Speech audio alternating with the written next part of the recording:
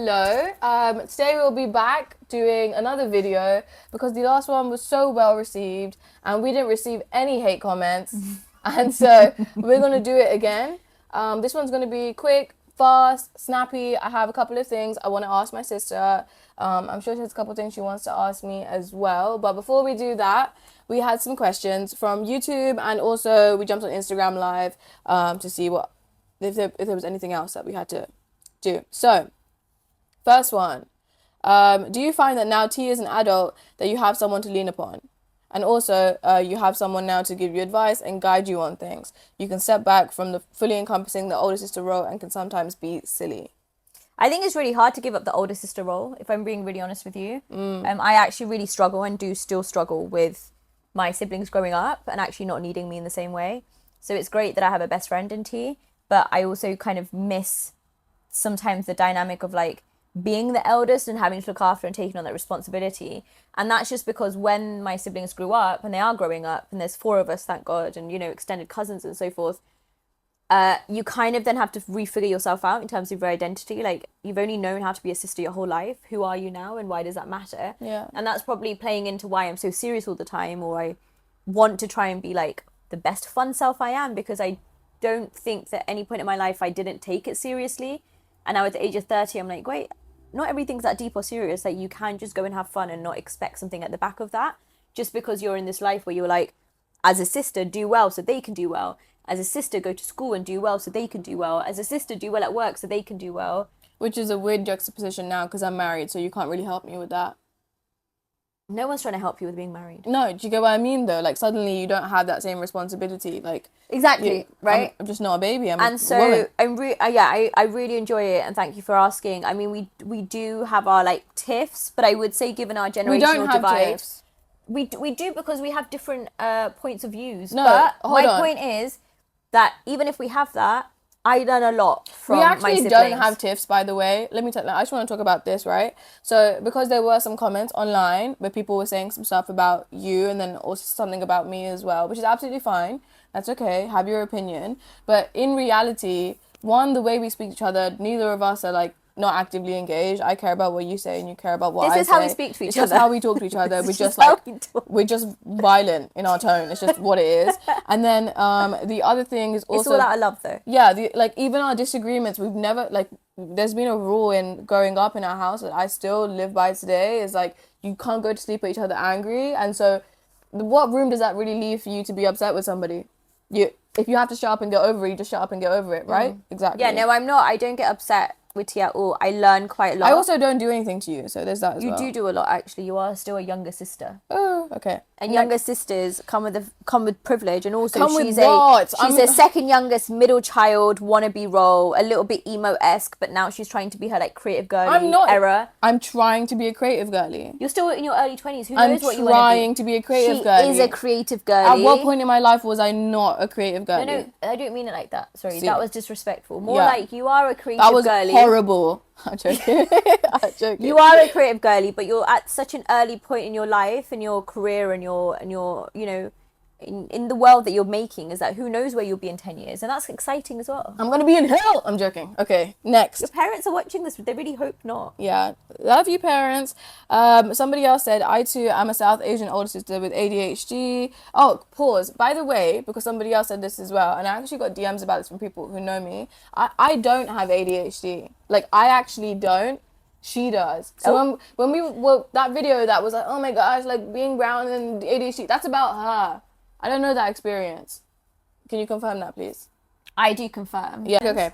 I too am a South Asian older sister with ADHD. I want to know, looking back, how did it affect your sister relationship? I felt like because ADHD has developmental delays, you feel less compared to your sister, and then your parents put more responsibility on the other sister because they don't have ADHD, and then the sister feels resentful of that. Can I have my opinion first? Yeah, and also you say the questions really fast. Like, people can't. Is there not going to be subtitles? Yeah, obviously, but still slow it down a little bit. People are excited to watch this. You wanted me to go fast. I want you go. We still need to be at a pace where people can understand what we're saying. There will be subtitles. I'll also do a little bit of a snapshot thing, but please, yes, give your answer first. Do you want me to redo the question first? No. Okay, right. Anyways, my response to this is that despite her having ADHD, one, that didn't cause any big issues with us growing up, apart from maybe she was way more quick to anger, which I know now is probably her being overstimulated, sensitive, etc., all of those things. But we don't come from a house that is extremely neurotypical. I have bipolar, she has ADHD. It was normal for us to sort of clash in like I'm displaying symptoms, she's displaying symptoms. So that was norm for us as opposed to anything that sort of pushed us away from each other. I think that if we didn't have those things, our entire relationship would be different altogether. She rambles as much as she does, and I put up with it because she's displaying her ADHD. Yeah, whereas otherwise, to general public, that could be misconstrued as well. I think also what you have to recognize, and this is something that recently I've been recognizing, is when I'm in my professional mode, I have to really manage my brain in a way so that it is best, I am best kind of, communicating for the other party, which itself brings burnout. And my brain feels like it's on fire. And then when I'm with my family, I can just be my truer self. And a lot of that time, that is rambling or just saying what's on my mind or getting things off my chest. And they're just kind of more in listening mode, which is not a great kind of burden to put on them either. And we're learning how to manage that. Okay, your views on the rapid growth of Gen Z in terms of siblings and age difference. I don't know how I can give my view on the rapid growth of Gen Zs. People had babies and then Gen Z came. Oh no, I think Like, I'm not sure what my response can be to no, that. no. I don't think they meant like literally in numbers. I think it's more like the things.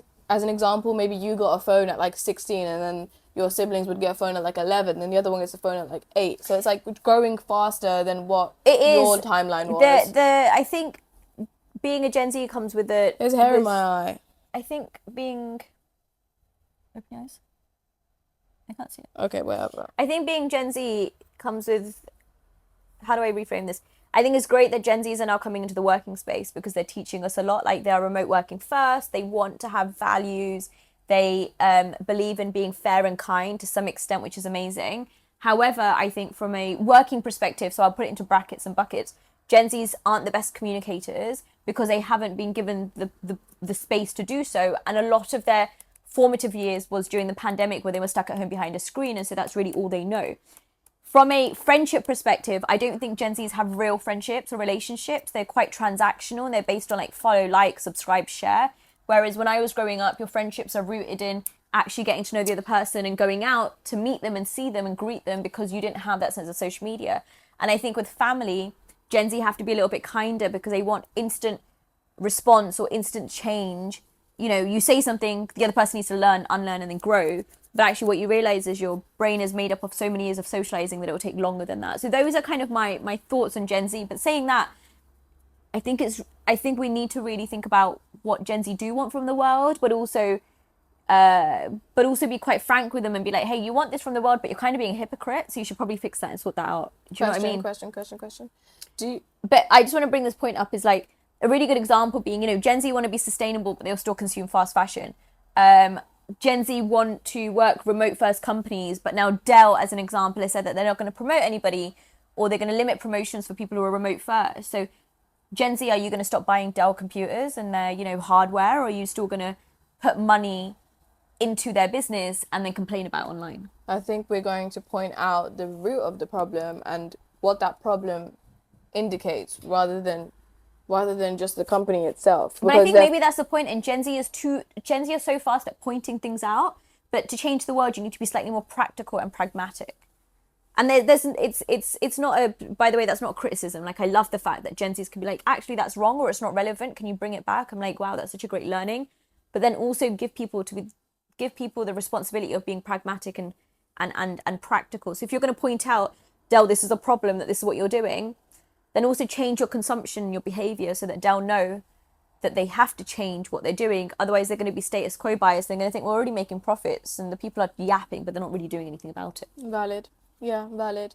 Because like if the only outrage is like on screens, then they're not going to care, isn't it?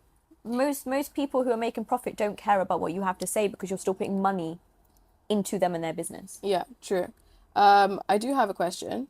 So you did mention that you feel like Gen Z friendships are fake. Faker. Yeah, sure. Faker.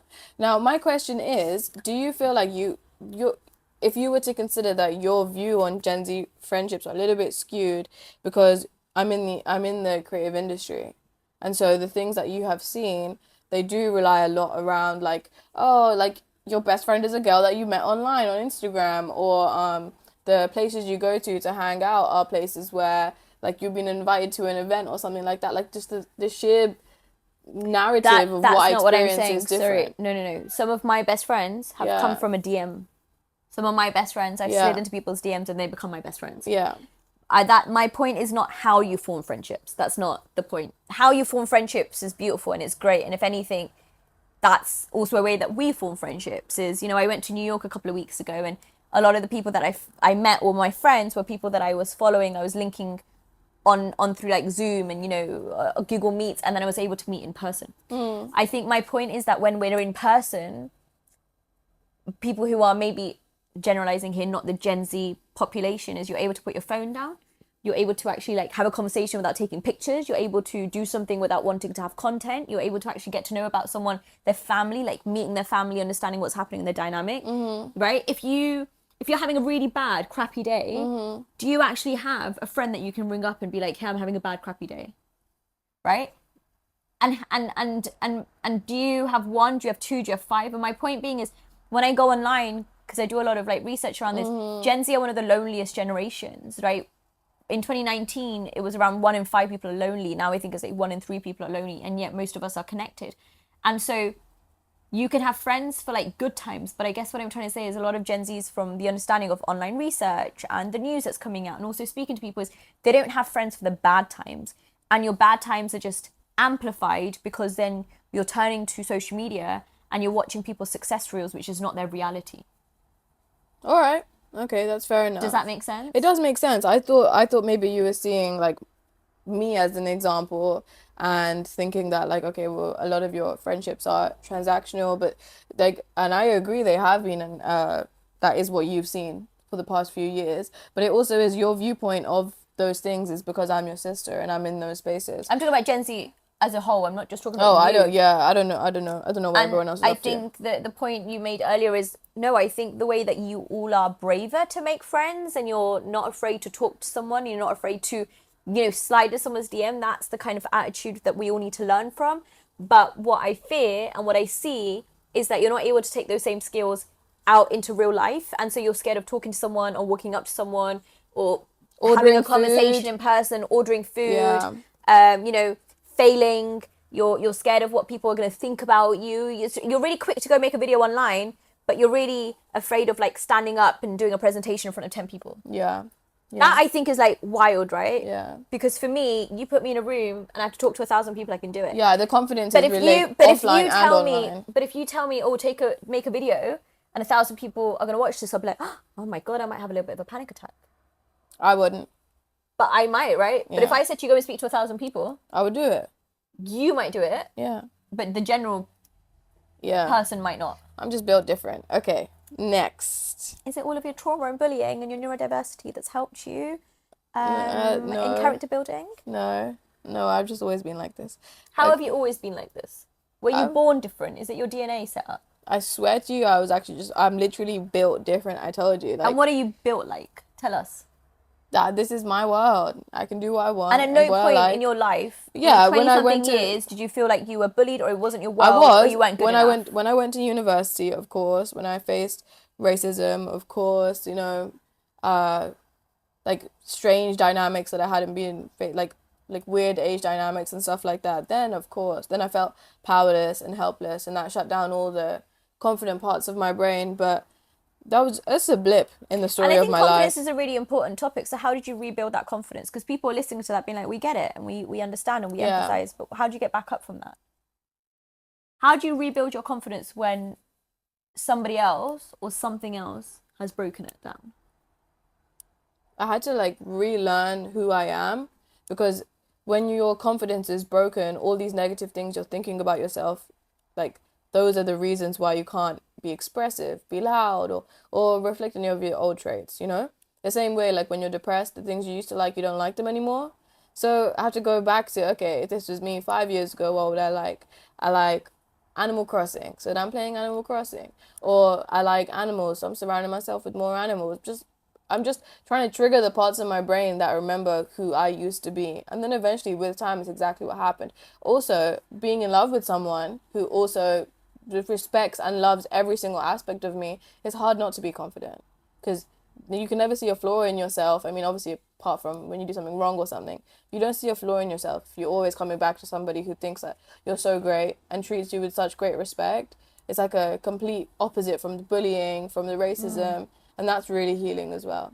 Question for me: what was your perspective on the rise of Sonia Barlow UK? Wow, what a silly question. Why is that a silly question? Who asks that? What does that even mean? It means like watching you grow and accomplish the things you have. What is my perspective on that? I was so scared to post online because I was always like, oh my God, I'm going to be embarrassed. And then they're going to take a clip and they're going to put it in the family WhatsApp group and they're going to make fun of me. Yeah, and then the reality is that I don't watch what she posts. That's not what people want to know online. It's true. You're thinking that actually, not once, more on several occasions, I've seen that my account is actually muted on her social feeds. Yeah, I don't really want to see what she posts, but I'm very happy to reap the rewards of anything that she has going on, right? I think you should reframe that answer. Why? Because it sounds like you don't care about what I post, and so by that means other people shouldn't care either. Oh, no, you should care and everyone should care. I'm on here doing content with you, so obviously I think they should care about what you're doing. But I think you should... I'm your sister, so if I don't want to watch your videos, I don't have to watch your videos. You are a video to me. Every single time I see you, speak to you, the same stuff you put on, you say exact same way you are online is the exact same way you are on the phone with me, in real life with me. I've gotten so many years of it since I was born, so I don't need to carry on watching your content, you know? That's what they want to hear. And also, I am just like this. Yeah, she is just like this. Do you think that... Okay, yeah, no, you're just like this, so I don't need to carry on watching. But in terms of, like, am I proud of all the things you've done? 1,000,000,000%. Do I still champion everything that you're going to do in the future? 1,000,000,000%. Yeah, I am your cheerleader. I'm just, like, I don't need to see what you're up to be a cheerleader. It must be a lot, though, actually. On the flip side, I can't imagine having a sibling whose face pops up. We've just heard of her at home, and then now she's on the TV, and then we turn the radio on and she's there too, and then eventually she wants to be the sound of the London Underground, and that just is going to be a lot for us. Yeah, not in like a, oh my gosh, this is so hurtful to my ears, my eyes. No, not a hurtful way, just in a way of like... how have you done this, and why are you doing this? Like, why can't you just chill out? Yeah, just chill out, yeah. That's my perspective. My perspective is I think she does a great job. I would love if she chilled out a little bit more, but if she doesn't want to, that's perfectly fine as well, and I'm proud of all the things that she gets up to. I do want to. I'm learning how to, and that was a really good question, I think, by Answer on Instagram, which is something around the lines of burnout. I don't remember exactly what it was. How do you deal with burnout when you're already in the middle of experiencing it? Oh, great question. A wrong person to ask. No, I'm joking. So how do you deal with burnout? If you already know that you're experiencing it, then you need to stop, take a step back. For me, I deal with burnout by disconnecting. So I would literally take myself off social media, because social media is the devil's child. And we are just all playing with it at this point. I think that you should also make sure that you're well nourished. I know that sounds crazy, but I really burnt out. And when I went to Pakistan, I also really burnt out. And apparently it was just because I didn't have enough water and minerals and electrolytes in me. And that also is an important point to raise. I think apart from that, do things that surround yourself with love and happiness. For me, that's coming home and spending time with my family. That could be going on a walk, that could be going on a run, that could be doing nothing and binge watching Netflix, right? But actually exercise is really good for endorphins. And then when you feel up to it, it's only when you feel up to it, make a list of things that burn you out, make like a burnout checklist, and start recognizing when you're going through that checklist in your own brain, and have like a trigger point. So honestly, I have this. I know that if I start to feel sad, and if I start to feel like I don't want to do anything, and if my body starts to ache, and if my brain starts to hurt, as an example, those are the 4, I then have like okay, you need to take yourself offline. Then there'll be other things, and I'm like, right now I need to go home. There'll be the other things, and I'm like, no, I'm completely out. And so you really have to be the first person who recognizes your burnout, because no one else is going to do it for you. And maybe speaking on behalf of someone else, it's, if you can't help yourself, no, at some point people are going to stop helping you. And I think I really learned that as well in terms of burning out. Burning out is not a badge of honor. It's not something to take pride in. Knowing how to take time for yourself and balance your well-being is really important, because if you're not good in yourself, you can't be good for anyone else or anything else. And employers, if you're listening and you're like, we want to run people to the ground or we need to burn them out, then actually, hopefully Gen Z are going to come for you. That's all I can say. It's not hopefully, it's going to happen. Yeah. Yeah. Any final thoughts or questions? Final thoughts and questions is, for the next few, whenever we choose to do them, I would love for some really inquisitive, deep, soul-hitting questions. Go as emotional as you can. That's personally my request. I think it's just great that he decided or accepted my request to sit back down on the sofa and have a chat. So I'm just really happy to be here. And I will try my best not to make this into a serious thing, but more into having a little bit of fun and sister chat. But that's exactly what it is. It's sister chat. So please tell us what you would like us to chat about. And on that note, one thing we do want to talk about really quickly, because our father asked, is driving. What's your relationship with driving? And do you love to drive? Do you not like to drive? Can you drive? I got hit by a DHL lorry 3 years ago. And my Mini Cooper, which is my first car, it was black and gorgeous. It got written off. And since then, I have not wanted to drive, and I refuse to drive until I get my dream car. Just because I need revenge from the world, and that's what I've chosen to do. Do I enjoy it? Not anymore. I'm super scared of it. I like going on long drives with other people, but I am still scared of being in a car. And my relationship's quite different. So I, got a car pretty much straight away as you could.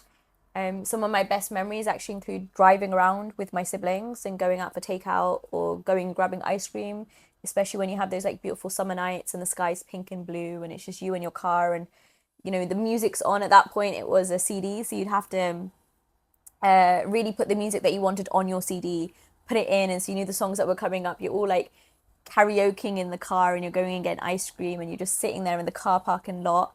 And those are some of my best memories in the world that I'm afraid that being online has ruined, but I'm really glad that I have those memories to hold on to. And then at some point you become their chauffeur, and though I didn't love that, I think it's also, I didn't love it actually. It's rite of passage. Yeah, I get it. I'm the eldest. It's rite of passage. Drive your siblings around. You're the eldest. So well normal. Done. But I think because there was a lot of just driving other people around, that kind of, I didn't love it. Now I live in London, and so you don't really need a car. I rather be the driver though. I like to be in control. And I like to navigate the space. But saying that, hopefully the next few cars I get are like a Tesla or a Polestar or I loved this like burnt orange Land Cruiser with a cream interior. Like it sounds really beautiful. Nice. That sounds nice. Range Rover, I'll take it. But if you want to give me a G-Wagon, I'm also available. Who are you even speaking to? The same people that you spoke to about your hoodie. Oh, I was speaking to Name Collective. Yeah, so I'm speaking to Mercedes right now. Okay, cool. Actually, fair enough. But some of my favourite movies are car-based movies. Like I watch Ferrari, Formula 1, Fast and Furious, and I love playing Need for Speed. I love BMWs, and I married my husband because he had a BMW. Right, at this point we're going to stop now because it's getting a bit too like husband-esque for me. I'm not really into that. Sorry. Thank you so much for watching, for entertaining us, and for enjoying. Yeah. Follow us on Instagram. What is your Instagram? TMILKY. Not Milky Mag today? Yeah, you can follow Milky Mag as well, but yeah, follow TMILKY first. And Sonia Barlow UK.